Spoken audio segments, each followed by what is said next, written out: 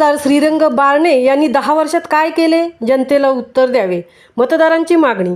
गेली 2 टर्म खासदार असलेल्या श्रीरंग बारणे यांनी उरण विधानसभा हद्दीत हॉस्पिटल, मैदान, 12.5% JNPT खासगीकरण, कंपन्यांचे CSR फंड किती दिला, नोकर भरती, सेफ्टी झोन, वाल्मीग्रस्त, हनुमान कोळीवाडा व इतर समस्यांबाबत 10 वर्षात काय केले, याचे उत्तर उरण विधानसभेतील जनतेला द्यावे, अशी मतदारांची मागणी आहे. दरम्यान महायुतीसोबत असलेले उपमुख्यमंत्री अजित पवार यांचे निकटवर्तीय संजोग वाघेरे यांना शिवसेना उद्धव बाळासाहेब ठाकरे या पक्षाने उमेदवारी दिल्याने निवडणुकीत रंगत आली आहे. वाघेरेंनी पिंपरी चिंचवड, मावळमध्ये नात्यागोत्यांचा आधार, जुन्या पक्षातील सहकाऱ्यांची मदत घेत झंझावती प्रचार होत असल्याचे दिसून येत आहे. घटक पक्षांच्या नेत्यांच्या कामगिरीवर लक्ष ठेवण्यासाठी दिल्लीतील खास पथक मावळात आल्याने महायुतीत संशयाचे धुके निर्माण झाले आहे.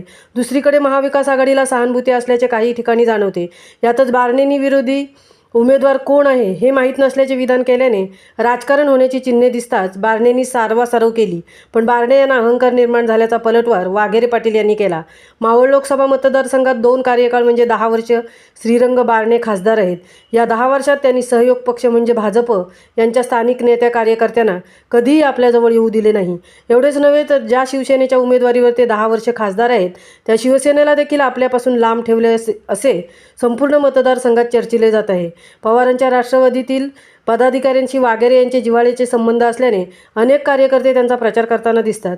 वाघेरे यांचा उमेदवारी अर्ज भरण्यासाठी आलेले आदित्य ठाकरे यांनी बारणे यांच्यावर हल्ला करण्याचे टाळले.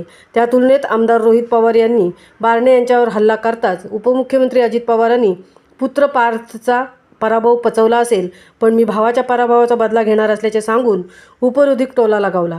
रायगड लोकसभा मतदारसंघाचे मतदान पार पडल्यानंतर मावळातील प्रचारात रंगत येईल, नेत्यांच्या सभांचा धडाका सुरू होईल असे महाविकास आघाडीच्या कार्यकर्त्यांना वाटत आहे. महामुंबईसह राकेश खराडे, रसायनी.